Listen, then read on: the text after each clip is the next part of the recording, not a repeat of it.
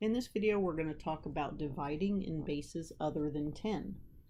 So this is a little bit trickier than the adding, subtracting, multiplying, and that we had done previously, but we still have the same basic concept. We're going to think in base 10, but we're going to write everything in the base that we're dividing in.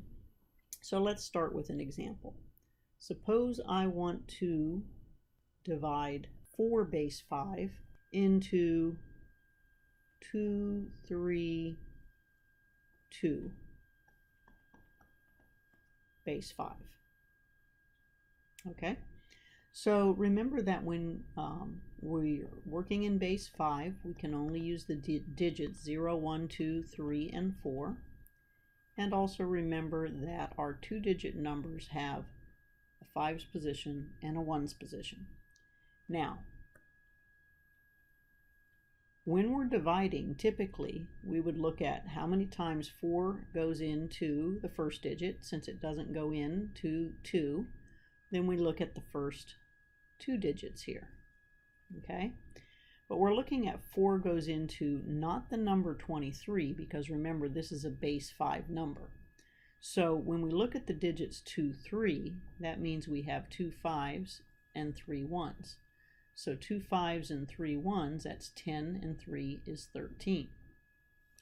So what we're really looking at here is how many times does 4 go into 13. So we'll just do the division, thinking in base 10. So 4 goes into 13 3 times.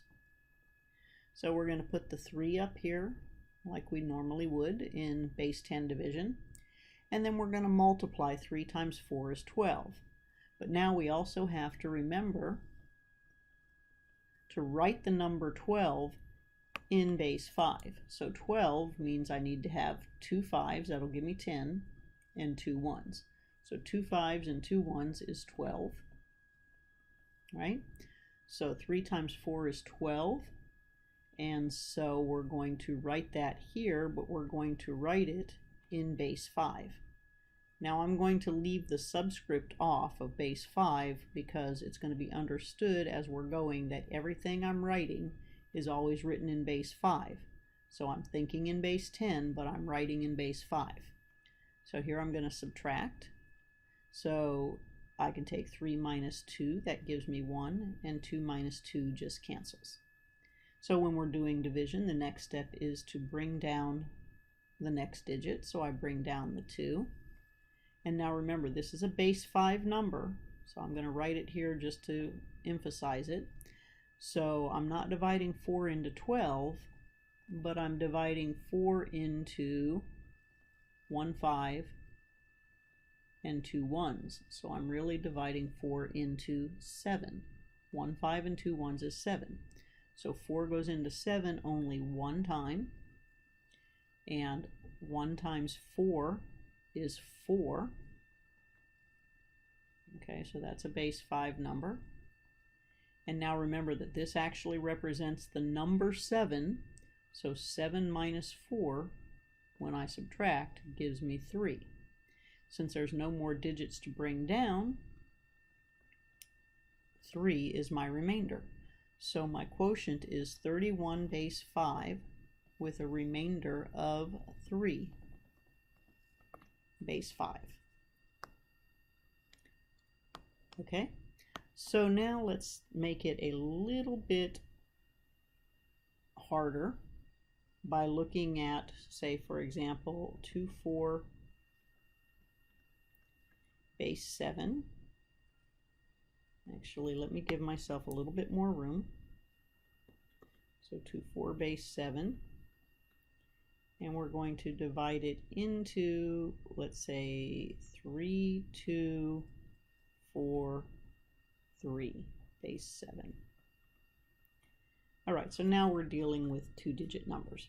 So again, we have to remember in base 7 we can use 0 1 2 3 4 5 or 6, and our numbers have a 7's position and a 1's position for our 2-digit numbers.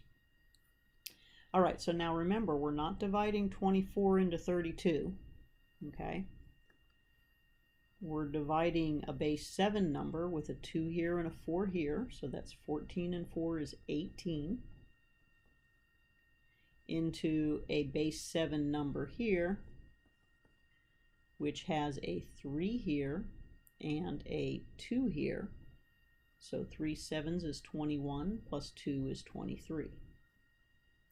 So what we're really doing when we're dividing this into this is we're dividing 18 into 23. So we're going to think in base 10. So 18 goes into 23 one time. 1 times 18 is 18. Now notice I said 1 times 18 is 18, but I wrote the symbols 2, 4 because 2, 4 is how we write 18 in base 7. Okay, so now we're going to subtract, and again I'm not going to write the 7s all the way down, just understand that everything I'm writing is a base 7 number. Alright, so in order to subtract here, remember we have to borrow. So I'm going to borrow 1 from here and put it here. Alright, so now remember that this is not a 12, but it's a 1 7 and 2 1s, right? 1 7 and 2 1s is a 9, so that's really a 9. So I have 9 minus 4 is 5. 5 is a legal number in base 7. And then 2 minus 2 just cancels. Alright, so now I'm going to bring down the next digit. And I'm going to look at this number here, which we already said is 18, into this number here, which is a base 7 number. So we have 5 7s and 4 1s. That's 39. Okay, so we want to know how many times does 18 go into 39? And it's going to go 2 times, right? Alright, so now we know that 2 times 18 is 36. Okay, because we're going to multiply this by this, and remember this is the number 18. So this is where it gets a little confusing. So 2 times 18 is 36. So 36, when we're writing it in base 7, we need 5 of these and 1 of these, because that's going to be 35 plus 1, so that's going to give us 36. Alright, so we're multiplying the 2 times the 18, and it gives us 36, which we write as a 5 and a 1. Okay, I know it's a little confusing, but try to stay with me. So now we're going to subtract, and 4 minus 1 is 3. And we're going to bring down the last digit, and we're almost done.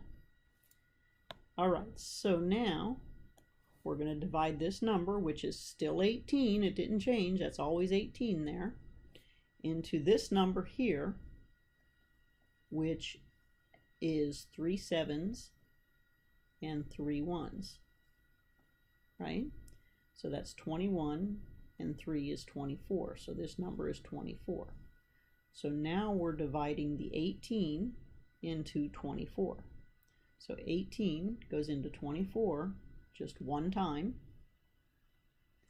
1 times 18 is 18, and notice I say 18, but I write 2 4 because that's how we write 18 in base 7, right? And then I'm going to subtract, and here I'm going to have to borrow. Okay, and so now I know that this number here, 1 3, means I have 1 7 and 3 1s, so this number is a 10, right? So now I have 10 minus 4 is 6. 6 is a legitimate number in base 7.